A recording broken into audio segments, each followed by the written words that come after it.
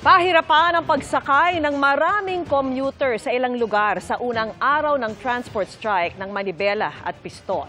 At mula sa Maynila, nakatutok live si Joseph Moro. Joseph.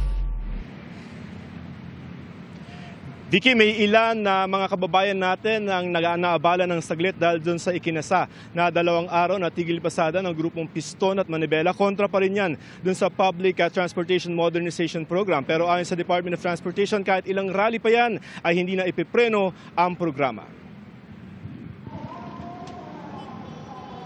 Sa E. Rodriguez Avenue sa Quezon City, walang jeep kundi lang jeep. Lampas 2 oras naghintay ng jeepney si JR Pamoraita sa Maynila bago nakasakay. Ang mamang ito at dala niyang bata nag-tricycle na lamang. Unang araw ngayon ng 2 araw na transport strike ng Piston at Manibela kontra sa Public Transport Modernization Program o PUTMP. Pero tingin ng Land Transportation, Franchising and Regulatory Board o LTFRB, walang na-stranded dahil sa transport strike. These are the regular traffic on a Monday. Marami po yung pasahero, kukunti ko talaga yung mga jeepneys pa sa daan dahil nata-traffic. Successful yung ikinasa naming transport strike. Kung hindi lang mandaraya din ng gobyerno na magsususpindi ng klase, ng ilang pasok sa gobyerno at partida may libreng sakay pa. Nang harang ng mga namasadang jeepney ang Piston na nanggigit na ibalik ang 5 taong prangkisa na Kongreso lamang umano ang pwedeng bumawi. Mawawalan talaga kayo ng prangkisa. Mahihirapan na kayo sa rehistro. Para din po yun sa kabuhayan po nila para po maanoan po namin yung 5 taong prangkisa. Pero wala nang preno ang programa ayon sa Department of Transportation o DOTR. The call of Piston and Manibela to scrap the program is non-negotiable. These two groups cannot be allowed to derail the program. Dagdag nito, sapat na sa mga commuter ang 83% ng mga pampublikong sasakyan na nag-consolidate pero inaayos pa rin ang distribusyon ng ruta katuwang ang mga lokal na pamahalaan. For the next 2 years or so, aayusin po yung mga ruta before na marami at nalaman na natin na sobra, aayusin po yung mga ruta naman po na konti at dumami na po pangangailangan, dadagdagan po. Ayon sa Department of Transportation, nasa 2 hanggang 3 taon pa bago i-require ng ahensya yung pagpapalit ng mga tradisyonal na unit ng jeep para gawin itong mga modernong unit. Dagdag pa ng LTO, yung mga hindi sasali sa programa, pwedeng irehistro yung kanilang mga tradisyonal na jeep bilang mga pampribadong sasakyan.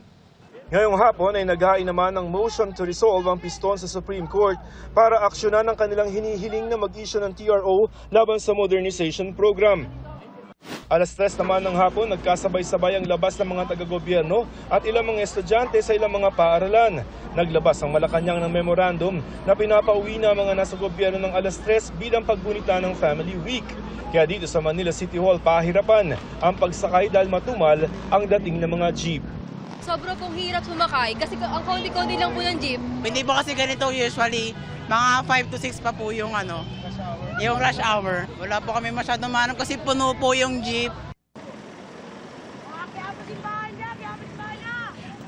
Vicky, sa mga oras na ito ay hupana naman yung pagdagsa ng mga tao dito sa Padre Burgos sa Maynila at tuloy-tuloy pa rin yung pagdating ng mga pampublikong sasakyan katulad ng mga jeep. Ayon naman sa MMDA, bago mag-alas 5 kanina ay hindi na nila kinailangan na mag-deploy ng mga libreng sakay. Vicky?